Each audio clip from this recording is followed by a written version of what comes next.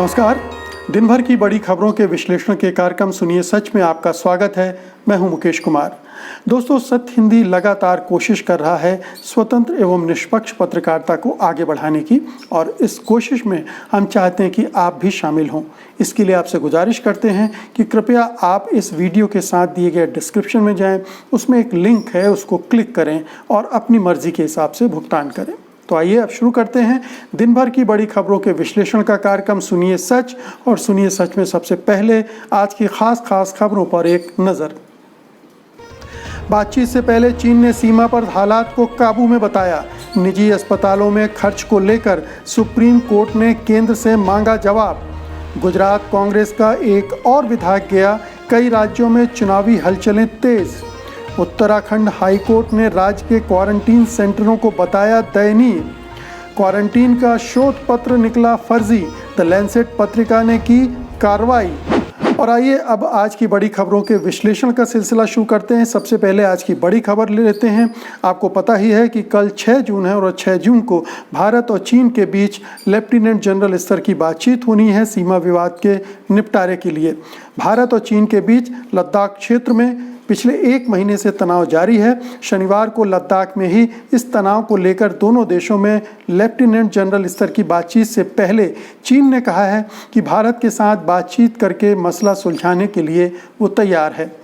चीनी विदेश मंत्रालय के प्रवक्ता जेंग शुआंग ने शुक्रवार को कहा कि भारत और चीन के बीच बॉर्डर पर हालात काबू में हैं और स्थिर हैं। दोनों देशों के पास बॉर्डर पर बात करने का एक मैकेनिज्म है और सेना की बातचीत और डिप्लोमेटिक रास्ते से दोनों मुद्दे को सुलझा सकते हैं। चीनी विदेश मंत्रालय की ओर से कहा गया है कि हम शनिवार को होने वाली बातचीत में अहम मसलों पर चर्चा के लिए तैयार हैं। दोनों देशों के बीच होने वाली ये बातचीत लद्दाख के चुशूल इलाके में होगी। तो ये बड़ी महत्वपूर्ण बातचीत है, एक तरह से सर्वोच्च स्तर की बातचीत है दोनों देशों के बीच में। इससे बड़ी उम्मीदें लगाई जा रही हैं और ये अच्छी बात है कि बातचीत के ठीक पहले चीन की तरफ से इस तरह का बयान आया है, एक सकारात्मक बयान आया है। इससे बातचीत के लिए एक अनुकूल माहौल बन जाता है जिसमें ठंडे दिमाग से दोनों पक्ष बैठकर बातचीत कर सकते हैं और जो भी लद्दाख सीमा पर LAC के आसपास विभिन्न बिंदुओं पर मतभेद हैं उन्हें सुलझाया जा सकता है। पेचीदा है मसला, एक बातचीत में एक दौर में ये सुलझा नहीं जाएगा, लेकिन ये ज़रूर हो सकता है कि तनाव कम करने के लिए कुछ मेजर लिए जा सकते हैं। ये तय हो सकता है कि दोनों जो विवाद के स्थल हैं उनसे पीछे हट जाएं ताकि वो जो तनाव निर्मित हुआ है वो कम हो। फिर सीमा पर जिस तरह से दोनों ने अपनी ताकत बढ़ा दी है, ज़्यादा सैनिक तैयार किए गए हैं, डी एस्केलेशन के लिए उसके लिए भी बातचीत हो सकती है। तो कुल मिलाकर जो पहले दौर की बातचीत होगी उसका मकसद ये होगा कि कैसे तनाव को कम किया जाए, कैसे टकराव को की जो आशंकाएं बन गई हैं उनको टाला जाए। और मेरे ख्याल से इसमें ये चीज़ें भी होंगी कि जो दूसरे देश इसमें हस्तक्षेप करने की कोशिश कर रहे हैं, इस मामले को सुलझाने के नाम पर बढ़ा रहे हैं, उलझा रहे हैं, उनसे कैसे दूरी रखी जाए। निश्चित रूप से चीन चाहेगा कि भारत जिस तरह से भारत अमेरिका के साथ जुड़ रहा है और उससे नई तरह की पेचीदगियां पैदा हो रही हैं उसमें वो ध्यान दे। और इसी तरह से भारत भी चाहेगा कि ये जो बीच बीच में इस तरह के विवाद खड़े होते हैं जिससे तनाव की स्थिति निर्मित होती है और दोनों देश अपनी जो मूल समस्याएं हैं उन पर ध्यान लगाने के बजाय दूसरी तरफ ध्यान लगाने को विवश हो जाते हैं। तो ये तमाम चीज़ें हैं जो इस मुद्दे पर डिस्कस होंगी। सेना की उपस्थिति को कम किया जाए, हथियारों के जमावड़े को कम किया जाए और वो जो विवादास्पद रेखा है उसके इर्द गिर्द जो बिल्टअप हुआ है उसको भी रोका जाए। हो सकता है कि चीन ये कहे कि सीमा के आसपास के निर्माण कार्य को रोका जाए। अगर कुछ समय के लिए स्थगित करना है तो इस पर भी हो सकता है बातचीत हो जाए। और उधर चीन जो अक्साई चीन, काराकोरम वगैरह में अपनी गतिविधियां बढ़ा रहा है, भारत उसमें भी रोक चाहेगा, वो भी चाहेगा कि उनको रोका जाए ताकि जो संदेह का वातावरण बना है उसको कम किया जा सके और बातचीत को और ज़्यादा सौहार्दपूर्ण स्थिति में, माहौल में आगे बढ़ाया जा सके। अब अगली खबर का रुख करते हैं। कोरोना वायरस से संक्रमित मरीजों के देश के निजी अस्पतालों में इलाज पर आने वाले खर्च की एक अधिकतम सीमा तय करने के लिए दाखिल जनहित याचिका पर सुनवाई करते हुए सुप्रीम कोर्ट ने केंद्र से इस बारे में जवाब तलब किया है। जस्टिस अशोक भूषण की अध्यक्षता वाली पीठ ने जनहित याचिका पर सुनवाई करते हुए केंद्र सरकार को इस संबंध में नोटिस जारी करके 1 सप्ताह में जवाब दाखिल करने को कहा है। यह जनहित याचिका अभिषेक गोयनका ने दायर की है, जिसमें निजी अस्पतालों में कोविड-19 के मरीजों के इलाज के खर्च की ऊपरी सीमा निर्धारित करने का अनुरोध किया गया है, मतलब अधिकतम खर्च तय करने के लिए कहा गया है। लाइव लॉ के मुताबिक याचिकाकर्ता ने कोर्ट से कहा कि निजी अस्पताल कोविड-19 के मरीजों से बेतहाशा पैसे मांग रहे हैं, जिसका भुगतान करना उनके लिए संभव नहीं है। ये संविधान के अनुच्छेद 14 और 21 का भी उल्लंघन है। अदालत ने कहा कि इस जनहित याचिका की एक प्रति सॉलिसिटर जनरल तुषार मेहता को दी जानी चाहिए, जो इस मुद्दे पर निर्देश लेंगे और सप्ताह के अंदर जवाब देंगे। वहीं श्रमिकों से जुड़े एक और मामले में सुप्रीम कोर्ट ने सभी राज्यों को श्रमिकों को उनके घर पहुंचाने के लिए 15 दिन का समय दिया है। कोर्ट ने कहा सभी राज्यों को अदालत को ये बताना होगा कि वे श्रमिकों को किस तरह रोजगार व दूसरी तरह की मदद कर सकते हैं। अब ये जो मुद्दे हैं जिन पर सुप्रीम कोर्ट अभी उनका संज्ञान ले रहा है, उन पर सुनवाई कर रहा है, उन पर निर्देश दे रहा है, दरअसल ये बहुत पहले हो जाना चाहिए था। ये सरकार के स्तर पर हो जाना चाहिए था। बेसिकली ये एग्जीक्यूटिव का काम है, कार्यपालिका का काम है, जो सरकार ने नहीं किया है, और वो मामले जो उसको तय करने चाहिए थे वो अब अदालत में जा रहे हैं, और अदालत ने भी अपनी तरफ से संज्ञान लेने में बहुत वक्त लगाया। अब जैसे मजदूरों की बात है पहुँचाने की, उसने अभी हफ्ते 10 दिन पहले ही सुनवाई शुरू की है, पहले टाल दी थी, और अब वो कह रहा है कि 15 दिन के अंदर इनको अपने ठिकाने पर भेजो।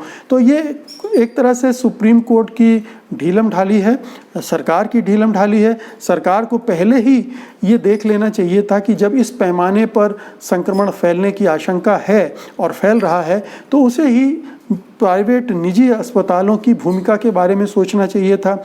उनको क्या काम करना है, किस फ्रेमवर्क के अंदर काम करना है, किस तरह की वो चार्जेस वसूल कर सकते हैं, क्योंकि आप तो जानते हैं कि निजी अस्पताल मतलब लुटेरों का अड्डा।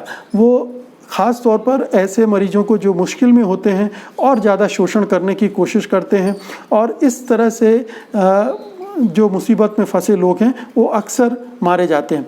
तो ये केंद्र सरकार का दायित्व था जो उसे पहले ही संभालना था, वो उसने नहीं संभाला। तो केंद्र सरकार की जो विफलताओं की जो फहरिस्त है उसमें आप इन सब चीज़ों को भी जोड़ सकते हैं। उम्मीद करना चाहिए कि अब ये गति बढ़ेगी। उम्मीद करना चाहिए कि 1 हफ्ते के अंदर ये सब जानकारियां सुप्रीम कोर्ट के पास आ जाएंगी और वो कोई ठोस निर्णय लेकर आदेश दे सकेगा। और अब अगली खबर के तरफ बढ़ने से पहले आपसे एक बार फिर से मैं गुजारिश करूंगा कि कृपया इस वीडियो के साथ दिए गए डिस्क्रिप्शन में जाएं, उसमें एक लिंक है, उसको क्लिक करें और आपकी जो भी मर्जी हो आप भुगतान करें। उम्मीद है आप ऐसा करेंगे। तो आइए अब अगली खबर का रुख करते हैं। कोरोना संकट के दौर में देश भले ही थम गया हो, मगर सियासत धुआंधार तरीके से चल रही है। यहाँ तक कि इस दौरान भी विधायकों की खरीद फरोख्त करने की बात कही जा रही है। गुजरात में राज्यसभा चुनाव से पहले पिछले 2 दिनों में कांग्रेस के 3 विधायकों ने इस्तीफे दे दिए हैं। इसमें करजन से अक्षय पटेल, कपराड़ा से जीतू चौधरी और मोरबी से ब्रजेश मेरजा हैं। ब्रजेश मेरजा ने आज अपना इस्तीफा स्पीकर को सौंप दिया। इससे पहले मार्च में 5 विधायकों ने इस्तीफे दिए थे। उधर कभी सिंधिया परिवार के करीबी रहे पूर्व मंत्री बालेंदु शुक्ल ने, बहुत ही वरिष्ठ नेता थे कांग्रेस के, लंबे समय तक मंत्री रहे, फिर बीजेपी चले गए, लंबे समय तक वहां भी रहे, अब वो वापस कांग्रेस में आ गए। शुक्रवार को पूर्व मुख्यमंत्री व मध्य प्रदेश कांग्रेस के अध्यक्ष कमलनाथ की मौजूदगी में कांग्रेस की सदस्यता उन्होंने ग्रहण कर ली। शुक्ल अभी तक बीजेपी में थे। ये ज्योतिरादित्य सिंधिया और बीजेपी दोनों के लिए एक बड़ा झटका माना जा रहा है। इसके अलावा कर्नाटक में कांग्रेस और जेडीएस अपने विधायकों की घर वापसी में जुट गई है। समझा जा रहा है कि बीजेपी में गए विधायकों का एक धड़ा नाखुश है और दोनों पार्टियां राज्यसभा चुनाव के पहले इसका लाभ उठाने में जुट गई हैं। राज्यसभा की 4 सीटों के लिए होने वाले चुनाव में टिकट को लेकर सत्ताधारी दल बीजेपी में जबरदस्त लॉबिंग चल रही है। पार्टी के वरिष्ठ नेता और कर्नाटक विधानसभा में विधायक उमेश कट्टी ने सीएम से मुलाकात करके अपने भाई रमेश कट्टी को राज्यसभा टिकट दिए जाने की बात की है। उमेश कट्टी 8 बार के विधायक हैं और इस बात से नाराज बताए जाते हैं कि उन्हें राज्य के कैबिनेट में भी कोई जगह नहीं दी गई है। इसके बजाय कांग्रेस और जेडीएस छोड़कर बीजेपी की मदद करने वाले विधायकों को बीएस येदियुरप्पा सरकार में जगह दी गई है। ऐसे में माना जा रहा है कि प्रभाकर कोरे की खाली हो रही सीट को लेकर खींचतान बढ़ सकती है। तो अब ये राज्यसभा चुनाव के दौरान अक्सर जहाँ भी राज्यसभा चुनाव होते हैं, जिन राज्यों में भी होते हैं, ये खरीद फरोख्त, दल बदल और इस तरह का मौसम आ जाता है। गुजरात में ये चुनाव, राज्यसभा के चुनाव पहले होने थे मार्च में, जिनको पोस्टपोन किया गया था कोरोना की वजह से। उस समय भी तोड़फोड़ शुरू हो गई थी। गुजरात में 5 विधायक उसी समय तोड़ लिए गए थे। उस समय भी कोरोना का संकट था और बीजेपी कोरोना के संकट को की परवाह नहीं कर रही है। उसने मध्य प्रदेश में सरकार पलटी, महाराष्ट्र में सरकार पलटने की कोशिश कर रही थी और अब गुजरात में केवल 1 सीट के लिए वो ये पूरी बिसात बिछा रही है, विधायकों को तोड़ने का उपक्रम कर रही है। तो गुजरात का मामला ये है। कर्नाटक में येदियुरप्पा ने बहुत सारे बीजेपी, कांग्रेस और जेडीएस के विधायकों को तोड़ा था और अब उनमें बेचैनी है कि कुछ उनमें से कुछ तो मंत्री बन गए हैं, कुछ रह गए हैं। फिर बीजेपी के जो पुराने नेता हैं, जिनको मंत्री पद नहीं मिला है, कोई अच्छी जिम्मेदारी नहीं मिली है, लाभ का पद नहीं मिला है, तो वो भी नाराज़ हैं। तो कांग्रेस और जेडीएस वहाँ अपनी गोटियाँ बिठाने की कोशिश कर रहे हैं। मध्य प्रदेश में भी जो नेता बीजेपी में गए थे पहले और अपने आप को वहाँ उपेक्षित पा रहे थे, अब वो धीरे धीरे करके वापस कांग्रेस में लौट रहे हैं, क्योंकि वहाँ कांग्रेस से गए विधायकों का जमावड़ा हो गया है, ख़ासतौर से ये जो चंबल का इलाका है वहाँ पर। तो इसलिए ये परिवर्तन वहाँ देखने को मिल रहे हैं। आइए अब अगली खबर का रुख करते हैं। गुजरात के बाद एक और बीजेपी शासित राज्य को कोर्ट ने स्वास्थ्य सेवाओं की बदहाली को लेकर लताड़ लगाई है। इस बार उत्तराखंड हाईकोर्ट ने राज्य में गांव स्तर के क्वारंटाइन सेंटर्स की हालत को दयनीय बताया है। कोर्ट ने कहा है कि सरकार ठीक से इन जगहों पर खाना तक नहीं दे पा रही है। बेंच ने आगे कहा कि यहाँ रहने वाले लोगों को गाँव वाले या उनके खुद के परिवार वाले ही खाना पहुँचाते हैं। कई क्वारंटीन सेंटर जहां 20 से 30 लोग से ज़्यादा रह रहे हैं, वहां भी सिर्फ 1 या 2 टॉयलेट हैं। इन टॉयलेट की हालत भी बहुत ख़राब है। तो सुशासन की बात करते हैं, अच्छा शासन देने की बात करते हैं, लेकिन ये बीजेपी की जुमलेबाजी से कहीं आगे नहीं बढ़ पाती। विकास का मॉडल को ध्वस्त होते हुए हमने गुजरात में देख लिया कि उसको लेकर जितना शोर मचाया गया था उसका रत्ती भर भी वहाँ नहीं है। और ख़ास तौर से कोरोना संकट के दौरान जिस तरह से वहाँ की कोर्ट ने टिप्पणी की, हाई कोर्ट ने टिप्पणियाँ की, काल कोठरी बताया, वहाँ के सबसे बड़े अस्पताल को डूबता हुआ टाइटैनिक बताया। तो एक तरफ गुजरात है, दूसरी तरफ अभी उत्तर प्रदेश से भी इसी तरह की खबरें आ रही हैं कि वहाँ भी हालत बुरे हैं। सबसे कम टेस्टिंग हो रही है वहाँ, इसके बावजूद वहाँ नंबर बढ़ने वाले हैं। और अब ये उत्तराखंड में जहाँ बीजेपी की सरकार है वहाँ भी ये हालत है। तो महाराष्ट्र में भी हालत ख़राब है, वहाँ बीजेपी की सरकार नहीं है, कई और राज्यों में भी ख़राब है। लेकिन जहां बीजेपी ये दावा करती है और जहां डबल इंजन की सरकार होने का दावा करती है कि केंद्र में भी हमारी सरकार है, राज्य में भी हमारी सरकार है, फिर भी वहां डबल इंजन की सरकार कुछ रिजल्ट दे नहीं पा रही है। बल्कि जिस तरह की रिपोर्ट आ रही हैं वो बड़ी दुखदाई हैं, बहुत पीड़ाजनक हैं कि वहाँ की सरकार जो न्यूनतम सुविधाएँ हैं वो भी मुहैया नहीं करवा पा रही है। और आइए अब अगली खबर की तरफ बढ़ते हैं। कोरोना वायरस को लेकर एक बड़ा शोध घोटाला उजागर हुआ है। चिकित्सा क्षेत्र की दुनिया की सबसे प्रभावशाली पत्रिकाओं में से एक द लैंसेट ने मलेरिया ड्रग्स क्लोरोक्विन और हाइड्रोक्सी क्लोरोक्विन पर किए गए 4 लेखकों के शोध पत्र को फर्जी पाया है, उसे वापस ले लिया है। इन लेखकों का दावा था कि अमेरिकी राष्ट्रपति डोनाल्ड ट्रंप द्वारा कोरोना महामारी की लड़ाई में गेम चेंजर्स के रूप में इस्तेमाल किए जाने से रोगियों की मृत्यु दर बढ़ जाती है। दुनिया भर के 100 से ज़्यादा रिसर्चर ने इस स्टडी की जांच करवाने की मांग की थी। बता दें कि लैंसेट में क्लोरोक्विन की रिपोर्ट छपने के बाद कई देशों ने अपने इलाज के तौर तरीके बदल दिए थे। देश क्लोरोक्विन के इस्तेमाल से हिचकने लगे थे, यहाँ तक कि WHO ने इसका ट्रायल तक रोक दिया था। लेकिन अब जब इस डेटा में घपला पाया गया है तो उसके बाद से अब ये दवा फिर से दी जाने लगेगी। वहीं दूसरी तरफ भारत को भी इससे राहत मिली है, क्योंकि भारत क्लोरोक्विन का सबसे बड़ा निर्यातक देश है। तो आप देखिए कि हमारे पास बहुत सारे शोध की जानकारी आती रहती है, तरह तरह से स्रोतों से आती है, और हम तय नहीं कर पाते हैं कि कौन सी सही है कौन सी गलत है। हमारे स्तर पर ये गड़बड़ियाँ हो जाती हैं। तो सोचिए, जो बड़े स्तर पर लैंसेट इंटरनेशनल मैगज़ीन है और उसमें तमाम दुनिया के बड़े रिसर्चर अपने आर्टिकल पब्लिश करते हैं, वहाँ इस तरह का घपला होता है तो कितनी बड़ी गलतफहमी फैलती हैं, कितने बड़े भ्रम फैलते होंगे, कितने गलत फैसले उसकी वजह से लिए जाते होंगे। ये बड़ा दुखदाई है, क्योंकि इससे बहुत स्तर पर जब फैसले बदलते हैं तो उनका असर मरीजों पर भी पड़ता है, उनके इलाज पर भी पड़ता है। और इस बारे में अतिरिक्त सावधानी पत्रिकाओं को, शोधकर्ताओं को बरतना चाहिए, और ऐसे शोधकर्ता जो इस तरह की फर्जी रिपोर्ट पब्लिश करते हैं उनके खिलाफ कड़ी कार्रवाई की ज़रूरत होती है। तो मित्रों, ये थी आज की बड़ी खबरें, लेकिन जाते जाते मैं आपको कोरोना से संबंधित एक ताज़ा अपडेट, ताज़ा जानकारी देना चाहता हूँ। ये हर दिन हम आपको दिया करेंगे।